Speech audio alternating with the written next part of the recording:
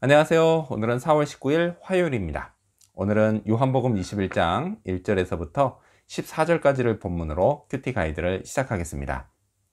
먼저 오늘 이 본문을 통해 제가 묵상한 예수님은 제자들에게 또 찾아오신 분입니다. 1절 말씀을 읽겠습니다.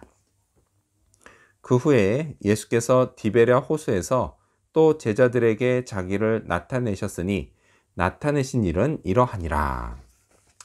집에 숨어있는 제자들에게 나타나셨던 주님은 얼마 후 디베랴 호수에서 또다시 제자들에게 나타나십니다. 자, 이렇게요. 나타났다, 사라졌다. 이걸 반복하셨다는 것은 부활하신 주님이 공생애 때와는 달리 제자들과 줄곧 함께 계시지 않았다라는 것을 의미합니다. 왜 그러셨을까요? 사실 저는요, 이게 참 궁금했습니다. 제 생각에요. 그건 예수님이 제자들을 이제 독립시켜도 될 것 같다는 생각을 하셨기 때문인 것 같습니다.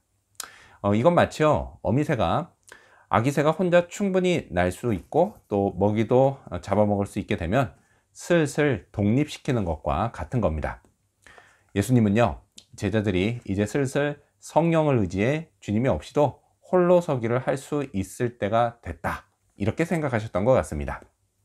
하지만요, 제자들은 아직 완전히 독립하지 못했습니다. 그들은요, 주님께 받은 사도로서의 새로운 사명이 아닌 이전에 하던 물고기 잡는 일로 돌아가 버리고 말았습니다. 제가 주님이었다면요, 내가 어렵게 부활해서 자기들 앞에까지 나타나 줬는데 이게 물고기나 잡으러 간다?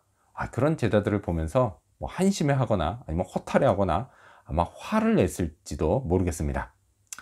그리고 또 좀 더 쓸만한 제자가 어디 없나, 새로운 제자들을 찾았을 것 같습니다. 자, 하지만 주님은 이런 제자들을 포기하지 않으셨고 또다시 그들에게 나타나셨습니다. 이렇게 주님은요, 당신이 사명을 맡긴 자를 쉽게 포기하지 않으십니다. 아니요, 결코 포기하지 않으십니다.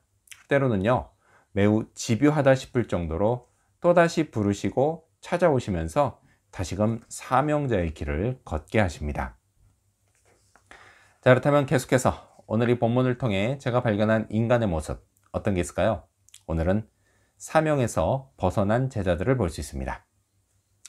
시몬 베드로의 선동으로 함께 있던 제자들은 주님께 받은 사람 낚는 어부라는 사명에서 벗어나서 도로 물고기 잡는 어부의 길을 가고 맙니다.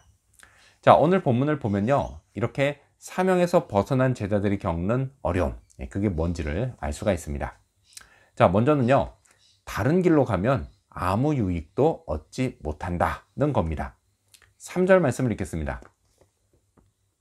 시몬 베드로가 나는 물고기 잡으러 가노라 하니 그들이 우리도 함께 가겠다 하고 나가서 배에 올랐으나 그날 밤에 아무것도 잡지 못하였더니. 자, 이들은요, 함께 배에 올랐지만 그날 밤 아무것도 잡지 못합니다. 낚시할 때요, 물고기 잡지 못한 날도 있습니다. 그래서요, 이들이 못 잡은 걸 별로 대수롭지 않게 생각할 수도 있지만 사실 그렇지가 않습니다. 자, 이 배에 탄 제자들 중에요, 전직 어부가 한둘이 아니었습니다. 그런데 한 마리도 잡지 못했습니다. 저도 마찬가지입니다. 제게요, 아무리 뛰어난 재주가 있어도요, 그게 주님이 주신 사명과 상관없이 사용될 때 그건 결코 제게 유익을 줄 수 없습니다. 자, 또한요, 이들은 예수님을 알아보지 못했습니다. 4절 말씀도 읽겠습니다. 날이 새어갈 때에 예수께서 바닷가에 서셨으나 제자들이 예수이신 줄 알지 못하는지라. 아직 날이 다 밝지 않았기 때문에 못 알아볼 수 있었다, 이렇게 생각할 수도 있지만요, 3년을 따라다녔고 또 부활하신 후에 자신들을 직접 찾아와 주신 예수님이었는데도요, 그들은 알아보지 못했습니다. 자, 이때요, 배와 예수님까지의 거리는 불과 50칸, 즉 90m 밖에 되지 않았습니다. 즉 알아봐야 정상이었습니다. 자, 그런데도 알아보지 못한 이유는 제자들의 영안이 가리워졌기 때문입니다. 주님께 받은 사명에서 벗어나면요, 이처럼 영안이 어두워집니다. 그래서 사명은 소중히 여겨야 하는 것이고 또 그것을 잘 감당해 나가야 하는 것입니다. 자, 사명은요, 꼭 목회만을 뜻하지 않습니다. 주님이 내게 가정과 교회와 세상, 즉 내 삶의 자리에서 하라고 주신 역할이 곧 사명입니다. 자, 그렇다면 끝으로 오늘 이 본문을 통해 나에게 주신 교훈이 뭘까요? 그건 사명을 따라 살자입니다. 사명을 따라 사는 게요, 늘 즐거울 수는 없습니다. 간혹 어떤 목회자님이 자기는 사명을 감당하는 게 너무 좋다, 이렇게 하시는 말씀을 들을 때가 있습니다. 그때마다요, 저는 제게 무슨 문제가 있는 게 아닌가 고민이 됩니다. 솔직히요, 저는 때로 너무 힘겹고 어렵게 느껴질 때가 있기 때문입니다. 사명을 잘 감당하기에요, 저는 너무도 연약하기만 합니다. 그래서요, 종종 다른 길로 가고 싶은 유혹을 받기도 합니다. 만일 그 유혹에 넘어가면 저는 어떻게 될까요? 그 결과는 앞선 제자들처럼 아무것도 얻지 못한 채 영안이 가리워지고 어두워지게 될 겁니다. 한 번뿐인 인생, 그것도 하나님께 구원까지 받았다면 뭔가 다르게 살아야 합니다.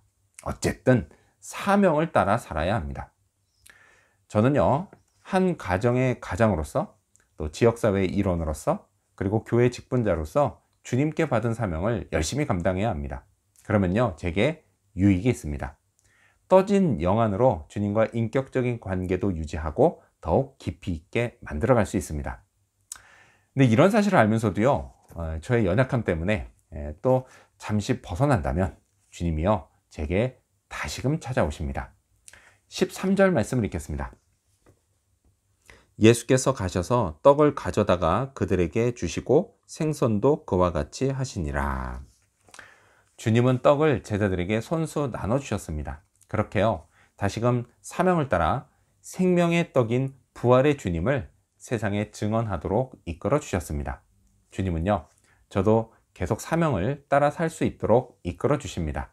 성령의 도우심을 받아서요, 오늘도 사명을 잘 감당하려고 노력하는 그런 하루가 되기를 소망합니다.